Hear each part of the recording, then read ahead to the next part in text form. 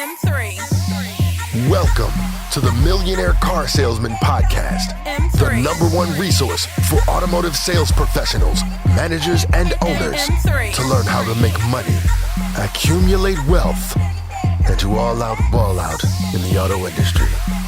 And now your hosts, Sean V. Bradley and L.A. Williams. 1, 2, 3, 4, 5. M3. All right, everybody, this is Sean V. Bradley, president of Dealer Synergy and creator, boom, of the Millionaire Car Salesman Group. See the Zoom backwards over here. I got a special guest in the house, Miss Tiana Chanel Mick. T, got your keys. And T, can you please introduce our special guest today in the Millionaire Car Salesman Group and for the podcast? Yeah, of course. We have Nick Alexander, who is actually a part of the Millionaire Car Salesman Group, which if you guys are not already joined into the group, you definitely need to check it out. We have over almost 24,000 automotive professionals, strictly only automotive professionals here. So we have one of our members here, and they had a couple of questions for us specifically, and especially for Sean. So if you want to take it away, Nick, I don't know if you want to introduce yourself, or if you just want to go ahead and kind of tell us why you love being a part of also the Millionaire Car Salesman Group. Well, my name's Nick. I've been selling cars for a little over a year now. Me, truthfully, I love the Millionaire Car Salesman Group. Once I found it, I love it because there's just tons of people from all parts of the dealership that are like-minded, love answering questions, and it's a great group to be a part of for sure. So, Nick, first I want to go back in and kind of frame today's episode. What I wanted to do, it's the end of the year, and you had reached out, you asked some questions in the group, and then we said, hey, look, I got an idea. Let's turn around and set up a free strategy session. But then I was thinking, I was like, man, this guy's going to probably have some really good questions. I'm sure, we've got almost 24,000 members that you're probably going to ask something that somebody else is thinking or somebody else is going through. And I figured, hey, 'tis the season to be given. So let's turn around and turn this into, a multi-pronged hit, meaning not only can I help you, but if we could help other members in the group. So first thing I want to say is everybody's listening to this in the Millionaire Car Salesman Group. Just make sure that if you have any questions, post the questions in the group, write in the comments, and then Tiana is going to be basically reading them. So T, I can't see the questions as my laptop is live right now. So if you see any questions from there, just kind of just jump in. So Nick, let's start this off with just give us a little background. How long you've been selling cars for, and how many cars do you average a month, and what franchise if you work for a franchise store? Oh, geez. So it's been roughly a little bit over a year. I think it was like September last year, I want to say. I got into this business super crazy. A good friend of mine, I was talking to him about car sales. I had talked to another guy that I met at a dealership just randomly about it, thinking about changing careers. And he used to be my general manager. He's since moved on to bigger and better things. But I was talking to him one day about sales, and he was like, hey, I need more salespeople. If you want a job, let me know. Thought about it for a little while, and then 2 days later, I'm like, you know what? Let's try it. I hate my old job. Let's try something new. The worst thing you could do is try it and hate it. That's the way I look at it. So you've been doing this, you said, since previous September or just recently? Yeah. September? Yeah, a year ago, September 2021. Okay. And so you look young. If you don't mind me asking you, how old are you? 23 years old. That's saying everybody in my dealership is at least twice my age. Well, my daughter, who's on this interview, is 23 years old as well. So again, you're literally half my age. I'm 46 years old. And so it's kind of interesting to me whenever I talk to young automotive professionals, because I got into the industry when I was 22 years old, when I was about a year younger than you. Actually, if you're 23 now, you've been doing it for a little bit over a year. We got into the industry at the same time. And this is like a bonus for me now, because the way I'm looking at this is, usually when you become really successful or you have a big platform, everybody asks you the same question. What would you tell yourself, your younger self with the knowledge you have now? So this is like literally almost like speaking to myself now. Like if I could go back to Sean V. Bradley when I was 22, 23 years old, what would I say? So this is going to be kind of fun. All right. How many cars do you average, though? I'm curious. A month. Average a month, honestly. I'm probably right around that average sales a month that I know LA talks about on the podcast, which is like I probably do about like 8, 9 a month. I've had months that I do a lot better. but obviously it's slow down right now. It's been a little less. Now, I'm curious though, because the grosses are way different nowadays than what they were. So how much do you gross, or how much are you generating in income with only selling about like 8 or 9 cars? I'm curious. Honestly, it's not that much out of our dealership. I'm at currently a Chevy Buick-GMC store in upstate New York. We're getting rid of Buick because Buick's doing this whole electric car thing, so that's going away for us. Per deal, I mean, for a sale alone, average gross for me is at least like $1 or $2 grand, sometimes more, sometimes a little bit less. For a lease, maybe it's just GM. I don't know how it works for other dealerships, how they pay their people for leases. But I mean, for a lease, usually we're giving stuff away at supplier, a lot of GMS deals, stuff like that. What? Lease prices is crap right now. Stop! Flag on the field. Violation. Wait a minute. So what part I shouldn't say giving away. Yeah. What part of the country are you based out of? I live in Rochester, New York. Okay. Our dealership is in Brockport. It's like 25 minutes west of me. I had a national syndicated radio show in Rochester on 95.1 FM. Okay.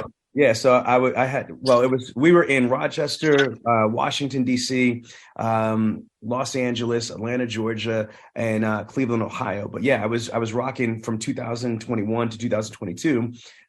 We had my radio show on iHeart. It was called Against All Odds radio show. Had nothing to do with automotive. It's like what I'm doing now with you, but with like celebrities, professional athletes, and that type of stuff. But I know Rochester very, very well.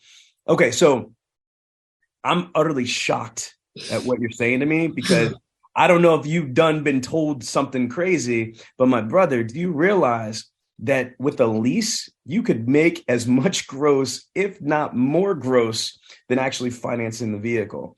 So again, with the residuals and money factors, I've had people straight up that come in that no invoice, that want to negotiate on invoice. And this is before the pandemic.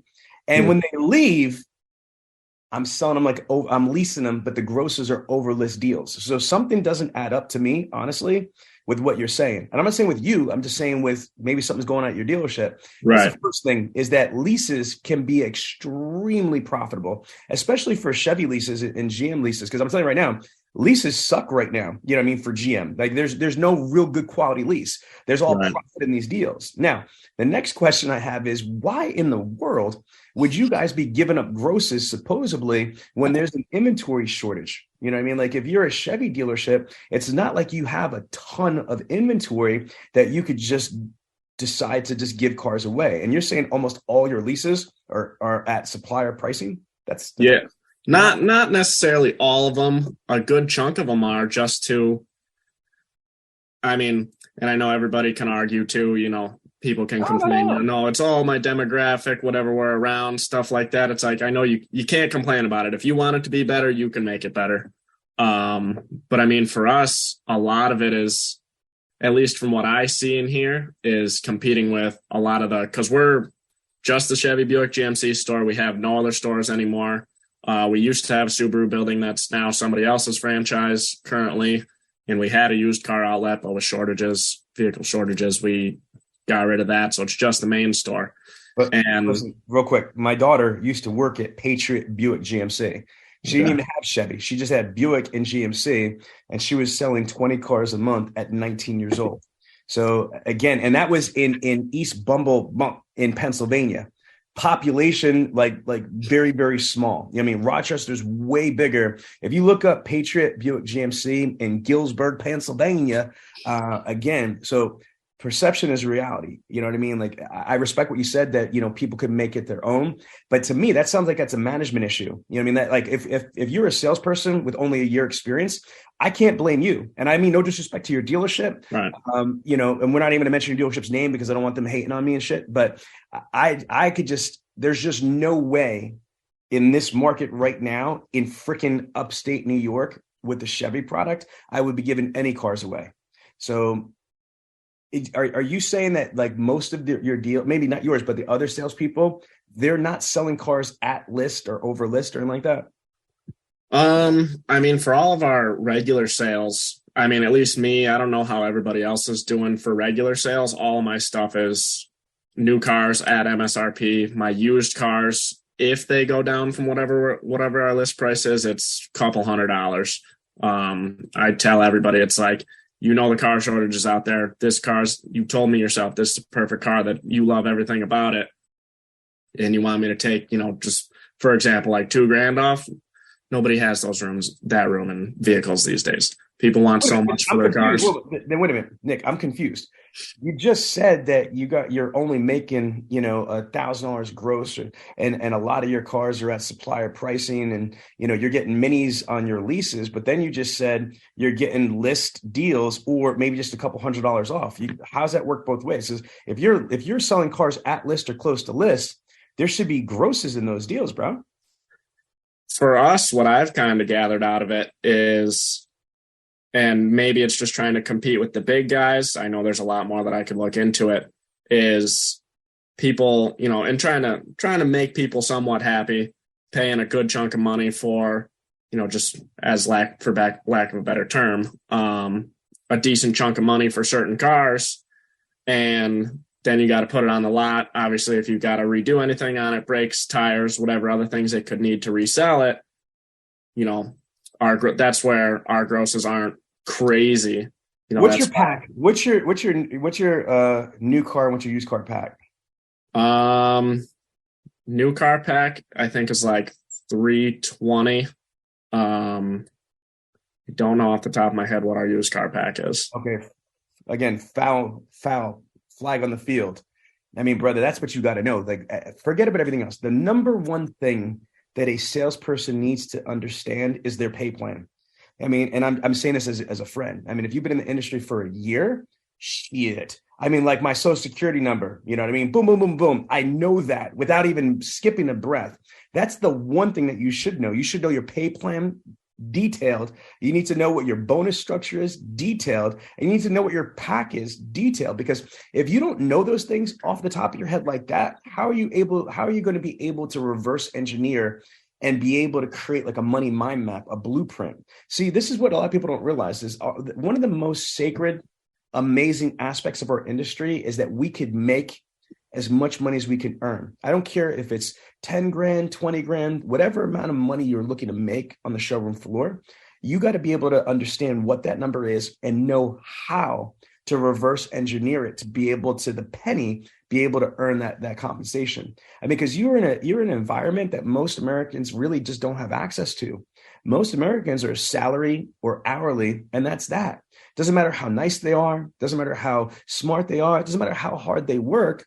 They're stuck at only a certain amount of income that they're able to earn, either hourly or, salary. Whereas you could literally make as much money as you could earn. The more cars you sell, the more money you make. But what I would say is this, my brother, you should really get a better understanding on what your pay plan is, what your bonus structure is, what your packs are. And then here's another thing you need to understand is, what are your wash sheets? So talk me through the process. Once you get you sell a car, do you get paid weekly or every other week? Yeah, I get paid every week. Okay. And so do you get commissions every other week, or you get commissions squared up once a month? Every week. Okay. So you get every paycheck, you get commissions. Do they put a commission sheet in there that shows you this is what the car sold for? This is the gross on the deal. Here's the pack. Here's what you got net. Does it break down? Okay. So those things I would be studying. That's, to me, as a sales professional, Tiana, what's your thoughts? Would you agree with what I'm saying, that that's one of the most basic things that we should all know? Yeah, I agree. Regardless of what you sell, where you are, what your packs are, definitely knowing your pay plan, just because that's the only way to maximize it, right? If you don't have any, incentives based on service drive or based on referrals, talking to management at this point, why are your salespeople going to go out of their way to go get extra referrals or to go get people from the service drive? Unfortunately, everybody's driven by money. It's a money world, right? So if you want your salespeople to start bringing in more people on their own from social media, or working the service drive, or calling up internet, leads and just working them, like, you need to start incentivizing your salespeople and making sure they know, right? Vice versa, making sure the management team is, responsible for just letting the salespeople know, hey guys, this is what you're able to make this month because of all the incentives we're putting out to, help you guys push for more sales. So let's go, really hard this month. It's a two-way street. It's not only the salesperson too. I feel like management also needs to step up and say, and take some responsibility, because that is a way to motivate people. So yeah, definitely knowing your pay plan is important, but also for management, making sure your salespeople know their pay plan is super important too. See, I'm going to build on that. I always say this. I feel like Americans are financially illiterate. I mean, I don't know about the rest of the world. I live in the United States. So I'm sure if we're such a rich country and we do better than most people, and if most of our people suck with finances, I can't imagine the rest of the world. But as far as this country is, there is not enough education on fiscal responsibility, about finances, about banking, about checking, about money, investing, etc. And so what Tiana's saying is, I also agree. I think that managers need to understand not just money, but they need to understand the pay plan, the bonus structure, packs, and they need to be able to explain it, however they've got to, because different people understand different ways, whether it's kinesthetic, it's visual, it's auditory. And just because a manager says, oh, here's the pay plan, boom, that might not resonate. That might not, reach an individual salesperson. You might have to, show them by example how to reverse engineer, how to build the money mind map. But T, you're spot on. Not only does a salesperson need to understand the pay plan and how to engage the pay plan, but a manager needs to understand it even at a higher level, because they need to explain it and they need to really enforce how a salesperson can be able to engage it. But Nick, let's just jump into you now, brother. So this is me just getting to know you a little bit and what's going on at the store. I developed a little bit of profile already. So you had reached out, you had some questions. So let's just start with the questions that you had. And then I want you to ask me as many questions as you possibly can while we have time today. So, all right. Yeah. So my first big question is, and I think about this all the time too. And when it comes to cold calling, I mean, I was at the point where, before I got into this job, I barely even like to call in, a restaurant to make a reservation. Now I'm at least decent enough at it that I can go out there and make a call, do whatever. Cold calling. Everybody says, everybody always talks about, I read, I hear, do 100 cold calls a day, this and that. It's like, for me, yeah, I can go and break into all the orphan customers, service people, stuff like that, and call people. But I feel like most of the time, most of those people are just, oh, thanks for calling. They're not looking for a car. Obviously, they're like, oh, I just bought my car 2 years ago. Thanks for calling and introducing yourself. Like, what would you do with things like that to try to get more people in? Well, first, respectfully, let me correct you. That's not a cold call. Okay. No.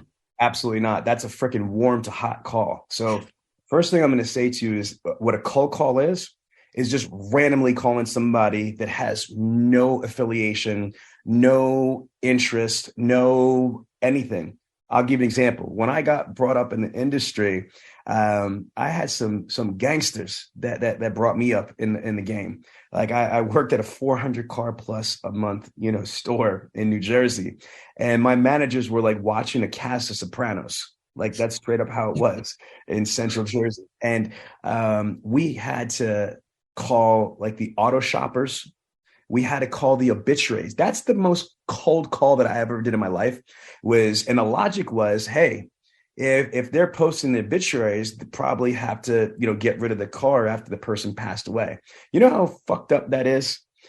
At 22 years old, I used to have to just call, and I would get yelled at and berated by my people if I didn't turn around and do this.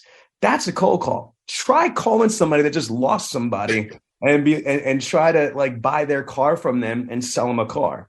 That is the coldest shit. That's some gangster cold stuff. Now, with that being said, let me give you some math. I'm going to tell you right now, your paradigm. You know what your paradigm means? No. Okay, paradigm means the way you perceive something or the way that you think of something. For example, my paradigm is, this is not real. Okay. I'm going to give you a negative example. Okay. True car leads suck. Because true car leads suck, that's my paradigm. That's what I believe. That's what I perceive. what am I going to do? Am I really going to work those leads to the hardest? Am I going to come in early? Am I going to stay later working TrueCar leads? Am I going to beg, borrow, steal, not literally, to get me some more TrueCar leads from a manager? No. So what's my result going to be? Because of my behaviors were lackluster, they weren't enthusiastic, I'm going to half-ass and drag butt right through this. And so what my result is, I'm going to not really close high on TrueCar leads. And guess what? I was right. These TrueCar leads sucked. I'm a fulfilling prophecy. Now, let me switch the paradigm. Okay. Oh my God. TrueCar leads are off the hook. TrueCar leads are great. TrueCar leads are delicious. They're great. Do you know there's 11,000 rooftops that are on TrueCar? TrueCar's got exclusive partnerships with the military, with insurance companies, with Walmart, with all these other things. I'm making some of the stuff up, right? Oh my God. Now I'm excited about TrueCar leads because they're good leads, man. So now I'm going to come a little earlier. I'm going to stay a little later. I'm going to grind harder. I'm going to make that extra phone call. When I get disconnected, ain't no thing but a chicken wing. I'm going to turn on and call again. I'm going to do reverse lookups. I'm going to do what I can. And guess what? Because I'm putting all this work in, I'm going to have a higher closing ratio. You know what? I was right. Them TrueCar leads are good. See, brother, perception is reality. What you already said and what I heard you say and what tens of thousands of people heard you say in this group is, those leads are bullshit. That's what I'm translating. That's what you said. Those leads are bullshit. Those are cold call. Those are not cold call leads. Let me explain something to you because you already obviously don't know. The highest closing ratio on any opportunity, and I don't want to call them leads. Leads is so disrespectful. Lead is like saying to my wife that she's a jump off or she's a one night stand. My wife's Puerto Rican. She'd smack the shit out of me if I said something like that, right? That's her mom. You know what I mean? No way. Because I'm trying to have humor right here, especially on the podcast. You can't see me or what have you. So I want to have humor so you guys remember this. But that's the same thing. A lead is disrespectful. A lead minimizes the significance and the importance of this, my brother. These are buyers. Because if you think they're leads, if you think they're cold calls, what are you going to get? A cold. Get the cold shoulder. You know what I mean? Click. No, these are buyers. If you change your perception, if you change your paradigm that everybody you're calling is a potential buyer and keep it at 100, check this out. Everybody you know, everybody you call needs to buy a car today, or they will need to buy a car in the future, or they know somebody that needs to buy a car today, or they know somebody that's going to need to buy a car in the future. Let me rewind that shit real quick. Watch. Everybody you call, my brother, everybody you call Nick, needs to buy a car today, or they will need to buy a car in the future, or they know somebody that needs to buy a car today, or they know somebody that needs to buy a car in the future. And man, if you believe shit, not like Santa Claus or anything like that. I'm just saying this is real. You know what I mean? If you believe this like death and taxes type believe, right? Then you will sell more cars because that's the reality. So now, what is the highest closing ratio for buyers or opportunities? You know what they are? Prior customers. Prior customers, NADA closes at a 65% closing ratio. Now, do you know what an orphan owner is? An orphan owner is a prior customer. Just because they didn't buy it from you, who gives a shit? They bought it at your dealership.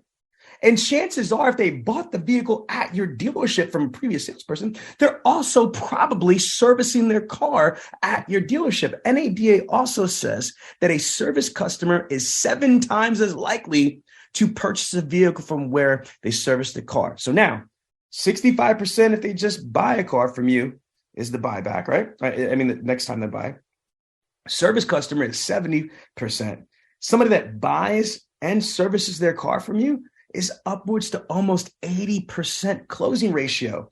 So let me tell you right now, there is no better opportunity. There are no better buyers than people that already purchased from your dealership already before. I don't care what anybody says. I'm telling them, I'm calling bullshit. Anybody in the comments want to challenge me? Bullshit. Any other dealer principal at GM? Bullshit. Don't take my word for it. Take the National Automobile Dealer Association's statistical analysis, because they got way more money and education than I do. I'm from the hood, you know? But if you think about it, so for me, I love that. And here's the thing, don't get it twisted. You know what I mean? That's what your generation is. I'm only having fun with you. I need it now. I need to be Insta famous. I need to be TikTok, like kings and influencers. I need to ship now. Not everybody you're going to call or reach out to is an instant gratification opportunity. Sometimes you got to deposit into the emotional bank account. Sometimes you got to turn around and kind of just set the stage and plan. See, in real sales, not just car sales, but in any other sales, there's a phrase called pipeline. And I'm keeping this PG. I'm not saying anything weird, right? But do you know what creating a pipeline means? I've heard it. I don't know if I could break it down exactly the way you're going to do it. Okay, it's just basically, it's almost like an assembly line. If you're building a customer factory, try to imagine in your mind, customer factory. This is Nick's customer factory, right? Good old St. Nick, Christmas time, right? St. Nick's customer factory. You got an assembly line, and these are customers and customers. Sometimes you have customers that are all put together, and you just got to package them up, right or wrong, and cash the commissions. Sometimes they're in the very, very beginning of that assembly line, and they just got the plastic formed, and now they got to put this, and they got to. So that's what you got to do. Not everybody's in the same stage. There's different stages and different gestations in the customer, pipeline, so to speak. So again, that's the problem there, because there's nothing more anticlimactic than trying to reach out to somebody and you don't get that payoff right then and there, especially when you need it. Especially when you feel like you deserve it, right? I get it. But if you reassess and recalibrate your expectations, my brother, you'll be good. So let me just break some stuff down for you. The highest closing ratio for an opportunity is sincerely a previous customer or an orphan owner. They're the same exact thing. Just because they didn't buy from you per se doesn't mean anything. The next thing I'm going to say to you is that a service opportunity. So working the service drive is really, really powerful, because NADA says the average service customer that services their car from you, approximately 70% of those people are going to buy from the dealership they service from. So those are really good. Now, can you guess what an internet in this market right now, in like post-pandemic reality, what do you think the average internet closing ratio is? Not the one that the dealership's internet manager lies and flams and cooks the books on, but you know what the national average is right now? Take a guess. It's probably pretty low. I would guess in the neighborhood of, or it could be opposite. I don't know. I would say like 50% maybe. Yeah, you wish. It's 8%. 8. Okay. 8%. That's it. 8%. 1, 2, 3, 4, 5, 6, 7, 8. Como se dice 8? Ocho, right? Ocho. It's 8. That's it. 8%. Do you want to close an 8% closing ratio? And the average buying cycle for a new car, right? The average buying cycle on a new car is, guess what? 90 days or more. So if you get an internet purchase request from your Chevy dealership today, the average person's not going to buy a car till March. And you're going to probably have about an 8% closing ratio. So this is the reality. You got to understand that different opportunities are going to yield you different results. And what you've got to do is diversify. Again, I know that you're young, but you know what mutual funds are, right? You heard of mutual funds? Yep. So instead of playing the stocks, the stock is just the showroom, or the stock is just the internet, or the stock is just working the service drive. No, what you want to do is you want to start getting opportunities from, there's 8 main ways that a showroom salesperson can sell cars. Walk-ins from the lot or the dealership, right? Walk-ins, be-backs, internet ups, phone ups, prior customers / orphan owners, same thing. Service conversions, referrals, and the lost auto prospecting. So there's 8 different ways that you can purchase a car as a showroom sales consultant. And what you want to do is diversify those ways and have a myriad, have multiple revenue streams or multiple upstreams that you're having. And some of them are going to close now. Some of them are going to close in a little bit, and some of them are going to close later, and some of them will never close. Fair enough? Right. Now, let me also break something down to you too. Because you said, I might not be able to sell them a car. Brother, every time you get in front of somebody or you're able to call somebody is an opportunity to build a relationship. Let me share this for you. This is real talk, right? Anybody that wants to be something whether you want to be a comedian, you want to be a singer, you want to be a professional athlete, you want to be an author, you want to be a car salesman, car saleswoman, whatever, you need an audience. You can't sell to nobody. So here's the fast track. Here's the hack. Okay. You need to build a network. You need to build a platform. You need to build a fan base, a tribe. Okay. You know what my tribe is called? The Millionaire Car Salesman. And guess what, brother? I don't have a sales team. All my people come to me. You know what I mean? I created a platform and I got an audience. I'm on TV. I'm on the radio. I'm an international best-selling author. You know what I mean? So I don't have to spend money on marketing and advertising. I don't need to turn around and have a team of salespeople to dictate how much I make. Money comes to me. And I'm not stunting. I'm like a 60-car guy that doesn't take fresh ups. It's a better close. Most people in our industry that are profoundly successful, I'm going to drop names. Cody Carter, Chrissy Burton, Ali Retta, people like that. These people sell over 75, 100, 150 cars a month on the showroom floor. Astronomical numbers. They don't take ups. Are you kidding me? They don't take ups. They sell exclusively to their repeat business and referrals. So if that's the case, if that's what you want to chase, which is what I'm saying you should be chasing, what you need to do is develop your platform, man. So anytime you got an opportunity to call somebody, let's role play. Your name is Nick. My name is Sean. Ring, ring. Hey, Nick. My name is Sean Bradley. I'm here at ABC Motors, and I just want to let you know that Bob, who is your salesperson, is no longer here. And I just want to let you know that I'm here to be able to help you in any way possible. So again, I'm not trying to sell you anything at all. I just want to let you know that you have somebody here, whether it's sales, it's service, it's financing, body shops. If you have any questions that you need to ask, brother, I'm here for you. Matter of fact, how are you enjoying your ownership experience right now? Stop. That's it. See, the problem is that when we call people, right? When we call people, we're trying to get something from them. Come on, Nick, I know you're young, but do you ever have that annoying ass friend that they always want to borrow $5 or borrow some shit from you, bum a cigarette from you, or ask you for something? Can I borrow your shirt? Yo, times are rough, dog. I'll get you next week. You know what I mean? Do you have somebody like that in your life? Yeah, I've got a couple people like that always got to have something from me. Okay, give me a first name. Give me the first name of that person. Oh gosh, I don't know who to drop. Don't use a real name. All right. To make a name up. We'll use their alias. We'll call him Jim. Hey, don't be a Jim. Don't be a Jim, Nick. You know what I'm saying? Don't be a Jim. Think about it though. Now, when I say it like that, you're like, God damn, I really am Jim every day when I call people. When I'm cold calling people, you're trying to be a Jim. It's like, yeah, hi, how you doing? You know, they're not stupid. You're like, hey, how you doing? I haven't talked to you ever before, but hey, you want to buy a car? Or hey, do you know anybody wants to buy a car? Bro, have some class. Like put the bait out a little bit. You know what I mean? Plant the seed. Develop the relationship. Sometimes it might be 3 phone calls. First phone call is they're expecting you to ask for something because that's what all salespeople do, right? And then the second phone call is like, oh, wow, that's twice he reached out to me. He's just seeing how I'm doing, checking in on me, wishing me happy birthday, happy anniversary. Third one is then you hit them maybe with a referral or talk to them about the bird dog or whatever it is it might be. Do you see what I'm saying? Like, again, have a strategy with this. Your number one strategy should be to collect relationships, man. Collect relationships. Be the person that is, and I know this might sound like crazy, but work your CRM. Man, in a perfect world, what you want to do is everybody, whether they're a prospect, they're a client, or a target of opportunity, which means in my philosophy, that's right before they become a prospect. That's just a target of opportunity that cultivates to a prospect, right? If it's anything in that order, I'm going to friend these people on social media.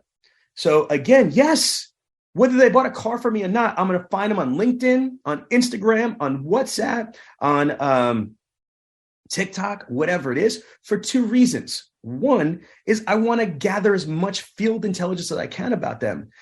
Birthdays, anniversaries, their kids, what they're into. For example, I'm just going to profile my family real quick. I've been with my wife for almost 16 years. My dream girl, super hot. She's amazing. She's a diehard Eagles fan. We've got 4 kids and 2 pugs. One of our kids is wrestling jiu-jitsu. The other kid is football and jiu-jitsu. We have 2 adult girls that are in relationships that have their own places to live. April is my wife's birthday, August is my birthday. My wedding anniversary is in August. And shit, all that information, I will be loading the shit out of my CRM, bro. And every time something was relevant popped up, it'd be like the prospect whisper, like, yo, Nick, go wish Sean and Karen happy anniversary. Yo, Nick, Sean's son is about to turn around and graduate, his freshman year in high school. Yo, tell him congratulations. Oh, Xander's playing a game. Are you kidding me? When you're just tagging somebody, tagging them on social media or sending them something, like in a text message or whatever it is, just dropping little relationship nuggets in there. Man, that's like, goddamn, Nick, that's pretty dope. Here's something even stupider, but serious. Turn back the clocks and spring the clocks forward. Why not tell everybody yo, tomorrow's spring clock. Oh, shit, really, I forgot about that. I mean, be useful. That's it. Build a relationship. Let me explain. It's not the New York Times best-selling author. Man, I'm not Shakespeare. I'm from the hood. You know what I mean? Look at me. I shouldn't be an author, but I'm an international best-selling author. You know what my publisher told me? I'm signed to a $10 billion publishing company called Wiley Publishing. Google it, right? They said, Sean, it's not the New York Times best-written author. It is the New York Times best-selling author, which means they gave me a book deal because not my writing skills, doc. They gave me a book deal because they knew that people would buy that shit. It's a business. My wife in the music industry, she's got tracks with Meek Mill, Papoose, Remy Ma, Young Chris, and a myriad of other major people. Again, they don't care how beautiful she is or she can sing, dance, shake her ass on that shit. Can she sell records? Well, people come to her concerts where they stream her music, and apparently they did. Do you see what I'm saying? Mm-hmm. I'm connected. I got a company with Daniel Gracie, and we have like 6 UFC fighters on our team. These UFC fighters, think about the ones that are the most famous, make the most money. They're not the best fighters. Conor McGregor keeps getting his ass whooped. Look, Diaz, freaking Poirier 2 in a row, Floyd Mayweather, but he's one of the highest paid mixed. Why? Because he's got a fan base and he's got a hater base. Fans and haters, they still watch his shit. The fans, because they love him and want him to win. Haters, because they want to see him get his ass whooped. But guess what? He gets paid either way. Woo! You heard what I said? He gets paid either way. That's what you need to do. Start developing a fan base. Start developing a network with people and helping them. Man, I'm just here. If you need anything, you need a car, you want to sell your car, you want to trade your car, you got a problem, it's got that click, click, click sound in it. Man, not that I'm going to fix anything or get any parts, but I'll be your liaison. I'm your automotive concierge. T-Tag, jump in. You want to add some fire to that? Yeah, I definitely love it, especially going on the side of obviously just being kind of like a customer care representative. Another kind of angle, which I'm sure Sean can go off on, is just calling because obviously, letting people know that, Mr. Customer, as you know, we are in a pandemic and not anymore, thankfully, of a health one, but an inventory one. So not that I need you to buy a vehicle from me at all. I'm not looking for that. I'm just honestly looking to build my vehicle inventory for my dealership. I'm a car salesman. I don't buy vehicles myself, but I'm helping out my vehicle sales manager who is interested in buying cars. And right now, as you know, the market is crazy, which means luckily for you, if you have a car that's paid off or even not even paid off, your car is worth more now than it's going to be worth next year by this time, especially.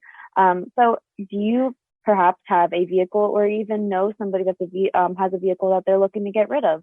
And then simply just going off on that end. And as just like Sean said, it's building that relationship. They might say no. They might say, go pound sand, I'm not interested in anything right now, but just reiterating, like saying, hey, no worries at all. Like I said, I'm just, calling around to see if there's any vehicles that we can buy. The holiday season is still around, an extra couple $1,000s in your pocket would definitely help, especially at 2023 coming up.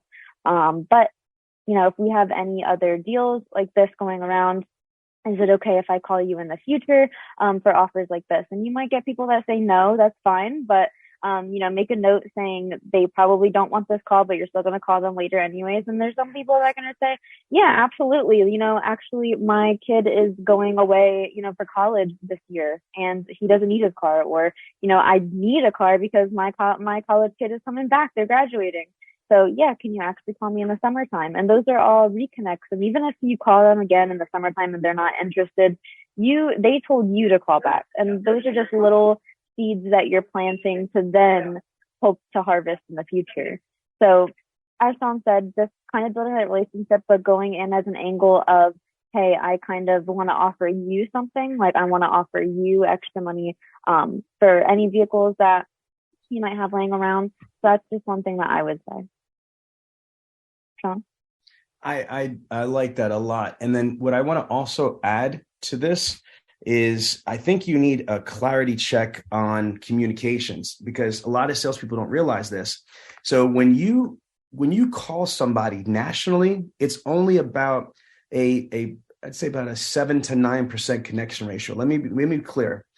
You are not making 100 calls a day if you're selling cars. I mean, that's more of if you're a BDC rep, if you're lucky. I mean, salespeople, because when you got to stop, do product presentation, demonstration, drive, delivery, etc. But let's just pretend it was me. If I was at your dealership and I wasn't selling cars, I was just making phone calls, brother. If I made 100 phone calls, guess what?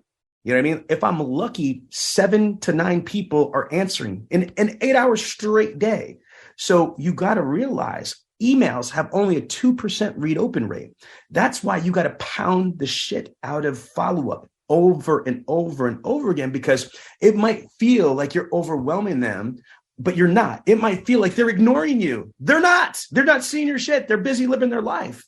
When you only have a 2 to 7% connection rate between email and phones, etc., that's why repetition is important. You know, I got to tell you, a lot of times people misunderstand.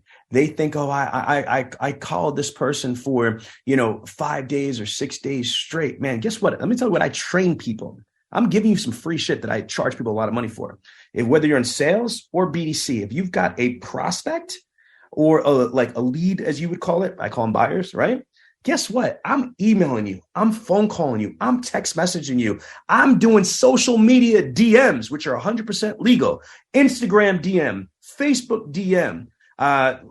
Let's just call it WhatsApp DM. I'm going anything that I can get a hold of. Apple FaceTime. I'm sending you e-cards. I'm sending you happy holiday jib jab cards right now. Are you kidding me, man?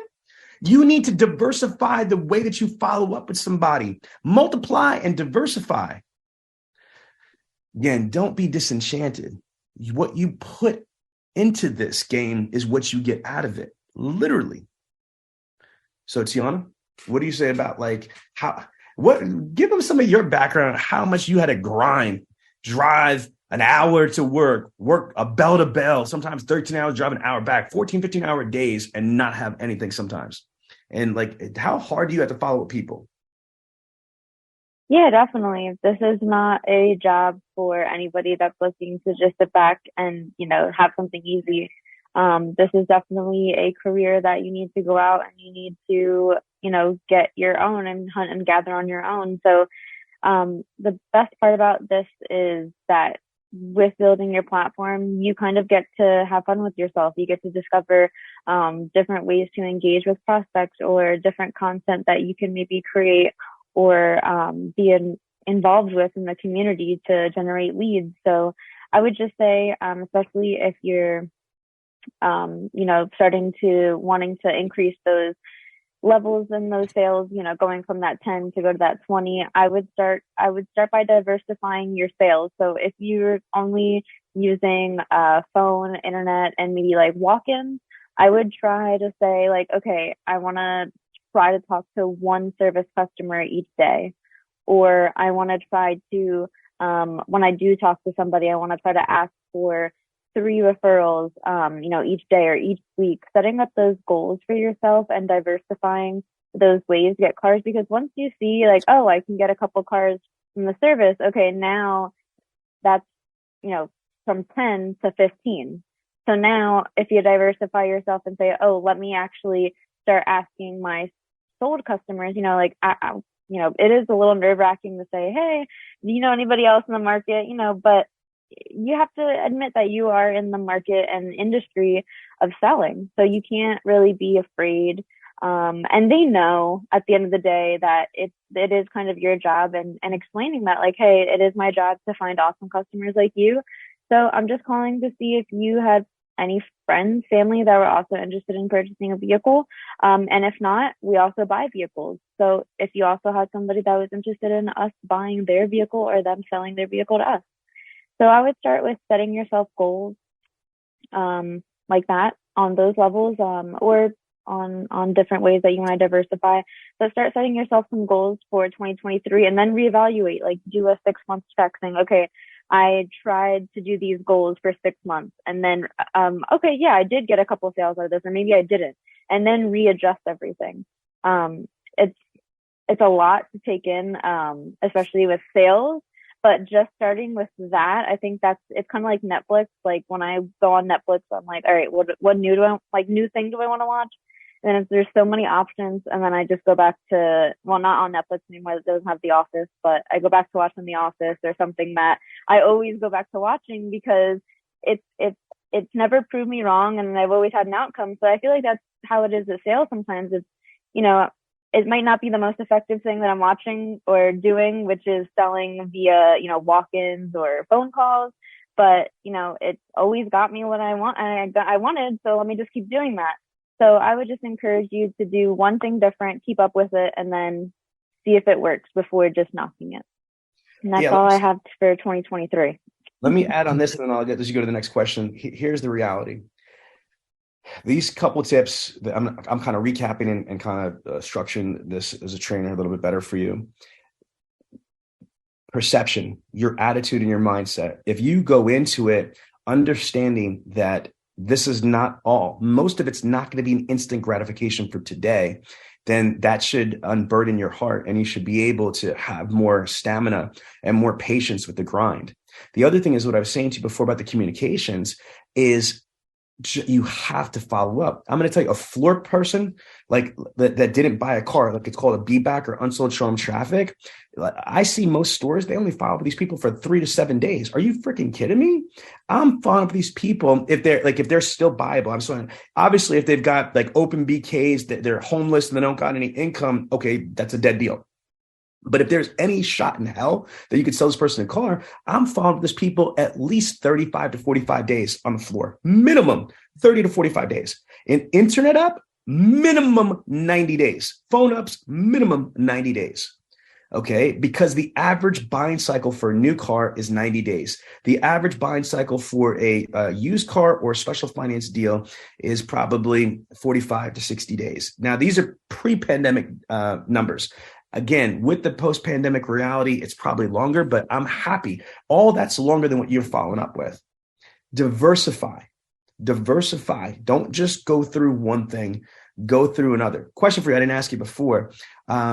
What is in New York, you have the ability for bird dogs. It's legal to have referral fees. How much can you pay somebody for a referral? Truthfully, I could pay them. We could probably make it as much as I want for. Now, what does the dealership offer?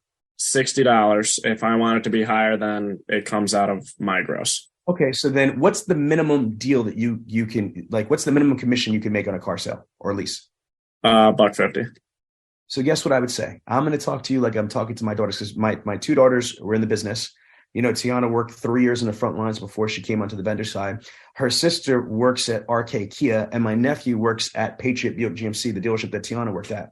So the same advice I'm giving my family, I'm going to give to you. I'm going to give to the other tens of thousands of people listening to this podcast and on replays is this: come out of your pocket. I would absolutely do that. I would probably say, on the worst case scenario, at least $50, because then you could say that you're going to give somebody $110. Maybe you say 110, I'm going to pay you between $110 to $200. Well, what's the difference? Well, check it out. You have a pay plan. Why not give your referral people a pay plan? You give me one person, I'm going to do a minimum of $110, $150 on that one person if they buy a car. If you give me 2 people, then guess what I'm going to do is I'm going to give you, $150 to $160 retro. You know what I mean? That way, the more people they give you that close, the more money you compensate them. I mean, why wouldn't we?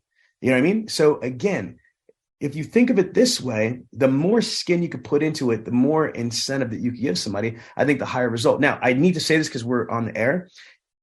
I don't believe that's the only reason why people refer you. You have to give great service. You have to give people a great experience. You have to be worthy of somebody, referring you to their friends or family or coworker or something else. That's the first thing you got to do is give them a great experience, give them a hell of a like customer service and make them want to help you. The money is just the grease in the wheels. The money is just the bonus of the sprinkles on the ice cream, if you know what I'm saying. Okay, what's your next question, my brother?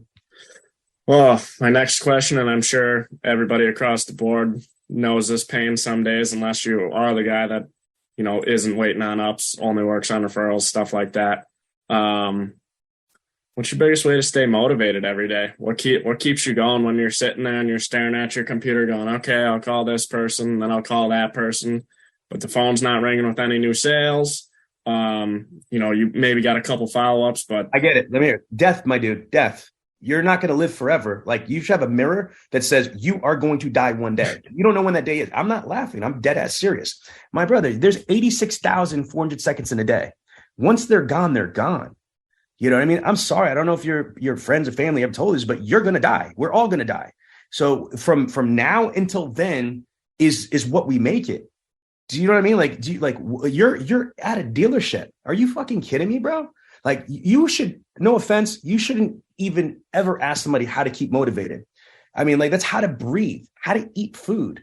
You know what I mean? Again, for me, why am I going to sit at the dealership? You're there for 8 or 10 hours in a day. Whether you're making tons of money or you're fucking broke, you're there. Make the most out of it. Don't you want to experience shit? Don't you want to be able to, like, have an incredible life? Well, don't you want to get ahead? You're 23 years old. Do you have your own house yet? Nope. My daughter just bought her own house at 23 years old, bro. Okay. And she's conservative. You know what I mean? She could have did that shit already, but she wanted to find the right place and do this and do that because she's fiscally responsible. She's 23 years old. She's going to be a millionaire, and not for me. You know what I mean? Like, I'm kind of guiding her, but she's got that shit in her. You know what I mean? She's gonna be able to hustle. It's what do you want your life to be? In the next 5 years, when you're 28 years old, where do you see your life? Let's go. What do you think you're going to do when you're 20 years old? Don't make some shit up because we're live. What do you think? Jeez. Truthfully, hard for me to say. That's sad, bro. That's absolutely sad. You know what I mean? Like, I would give you a Christmas hug without making it weird, because, like, that's sad. You're so young. Do you understand? Like, oh my God, what I would give to have that youth. Like, I love Grant. We're partners with Grant Cardone. I don't want to be him. He's 64 years old. And I'm sure he doesn't want to be Warren Buffett either. Even Warren Buffett's money, because he's even older. We only have so much time on this planet. Do you want to make money when you're fucking old and you can't really enjoy it? When you're worried about your prostate, when you're worried about your back, when you're worried about this, you're worried about that? Or do you want to turn around and enjoy life now when you can? Right. Yeah. I mean, I get it. Yeah, you definitely want to enjoy life now, because just like you said, who wants to be get to the point of retire and you can't do anything now? But here's my thing, my dude. I'm not just saying enjoy it like you're a playboy and you're going to just, like, pop bottles with models in Aruba. I mean, like, that's cool if that's your thing. But I'm saying enjoying life is having freedom to jump on a fucking airplane, like I just did a couple months ago, to go to Abu Dhabi, the Middle East, for a UFC fight. I mean, that's some gangster shit right there. You know what I mean? Like, that's pretty cool, but that shit was expensive as hell. And so my point is, it might be taking care of the people that you love, your family, or if you belong to a community or a church or what have you. Me and my wife have raised millions and millions of dollars for charities like that. We sit on their boards, or we have our own charity called Help Because You Can. So none of this is just about me or it's just about you. I'm saying is that you have an unreal, unique opportunity to make as much money as you can earn. Now, what you do with that money, you could be flexing and flossing and having fun, or you could be building your freaking future. Do you understand that Grant Cardone is a car guy like me and you, and he's got $5.5 billion in real estate assets under management? These are facts. You know that a lot of car people that are fiscally responsible, they make a lot of money selling cars, and they take that money and they buy multifamily houses. They buy, duplexes, triplexes, quads, and they rent that shit out for passive income, and then they're off to the races. Yeah. So again, I'm not your parent. I can't say why you should be motivated, other than because we're only here for a short amount of time. Let me say this to you. Dr. Covey says from the 7 Habits of Highly Effective People, on average, we're only given 76 summers, bro. I mean, listen to what I just said. When somebody says that to you, I don't care that you've only had 23. Shit. Okay.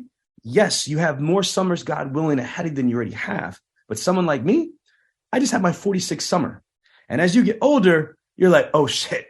You count them summers really, really, really closely on your fingers and toes. You know what I mean? So that's why you need to be motivated, because at the end of the day, it doesn't matter what I say or this person says. You've got to find your reason. And here's some deep shit too. When your why becomes relevant, your what doesn't matter. What I mean by that, when you find out why you're here on this planet, why you exist, what your purpose is while you're on this earth, when you really find out what your passion is and what that is, what you have to do to fulfill that doesn't matter. I'll give you an example.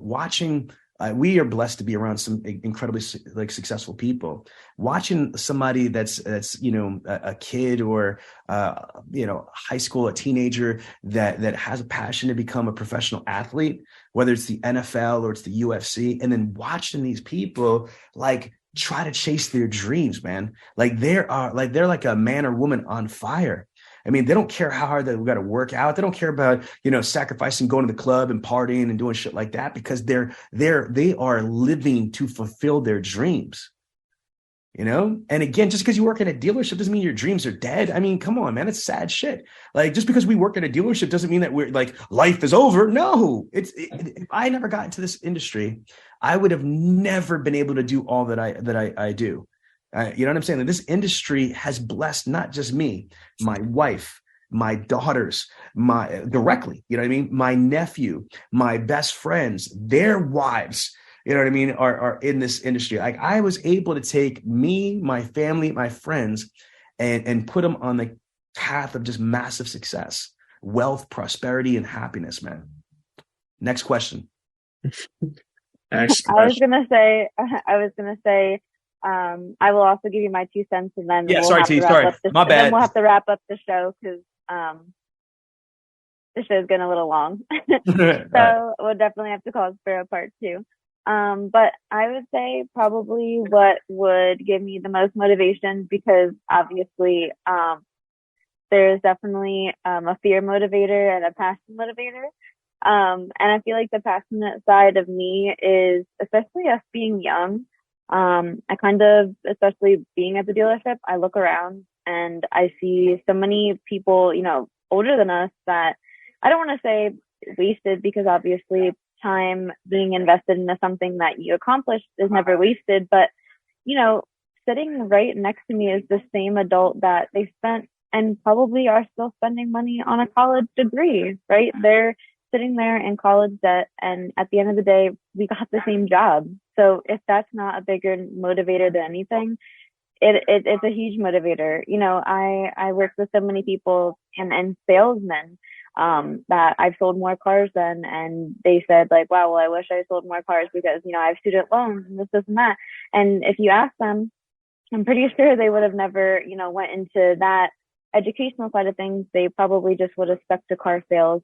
And really just honed in on that craft and really just immerse yourself, because like any profession, if you really immerse yourself and dedicate your time to it, you're going to be successful. You do have to have a little bit of natural ability, and just speaking to you over the podcast, you do seem, relatable, kind, very nice. So I would say your biggest motivator, and mine just personally, was just looking around and seeing, we're all here. We all came from different backgrounds of life, different, family dynamics, and we're all sitting here. And the biggest motivator is I want to be the best of all the people that came here. We're young. We can definitely put numbers on the board like these, older people. And if anything, I feel like being an underdog or being looked down, not down upon, but kind of having lower expectations, if anything, kind of makes us grow stronger. So I think from a Gen Z side of things, that would definitely motivate you, is being a Gen Z on the inside and advocating for us salespeople. But just take advantage of a lot of people from all walks of life came together, and you just want to be the best one there. So I'm going to add to something before we go, because we have a hard stop in a second, but this industry is simple. Those people I mentioned to you before come and go as they please. They don't act like divas and stuff like that, but they make their own schedule. Ali Reda doesn't work weekends. He only works Monday through Friday. Do you see what I'm saying? Like, how do you make $1.5 million a year selling Chevys and Cadillacs in Michigan as a minority? Okay. And not working weekends. The better you are at your craft, when you master your craft, that's my closing advice. Master your craft like somebody that's going to college to try to get a master's degree or PhD degree. Look at what they got to do to study and master their craft for a degree. Take this industry seriously. Master your craft in this industry. Immerse yourself in automotive sales, automotive culture, and CRM, marketing, branding. Become a mixed martial artist expert at your craft. Because if you do, not only are you going to be able to make more money more often, more profitably, but you'll be able to make your own schedule. You'll be able to have a high quality of life. You know, again, dealers are simple, man. They hire the worst fucking people. There's so many bad hires in this industry. There's a 60 to 70 plus attrition ratio. That means if the average floor has 10 salespeople, 6 to 7 of those people absolutely will not be there at the same time next year. So when you finally find somebody that can sell cars, that's got great CSI, that's not an asshole, that wants to be a team player, that's dependable, that's on time, are you kidding me? That is somebody that we would all dream to have on our team. So you have your own job security. You have your own life security. Anyway, so Nick, I don't know what you expected in today, but I want to ask you, did you get value from me and Tiana Chanel Mick today? I definitely got a little bit of value. I got a couple pages of notes. Definitely a good eye opener for me too. Okay, so good. All right, well, listen, my friend, I hope this got some, things cleared up and gives you a different perspective. What I got to do is I have a hard stop. I got to jump on a client call right now, but I appreciate you and I'm going to wish you a happy holidays, brother. Okay. Thanks. You guys too. And watch the podcast too. Tell everybody that it's a good podcast. Absolutely. LA does that in post. Perfect. Sure. Take care.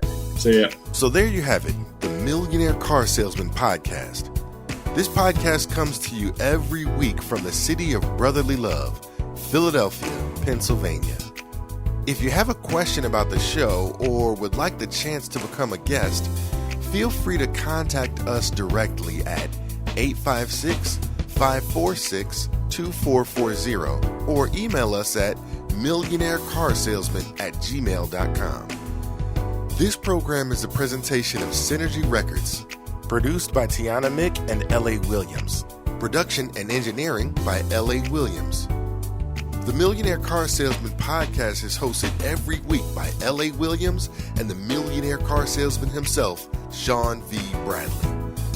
The Millionaire Car Salesman Podcast can be found everywhere, so please don't forget to review, subscribe to, and share the show. Thanks for listening to the Millionaire Car Salesman Podcast, and remember, where I'm from, money provides options.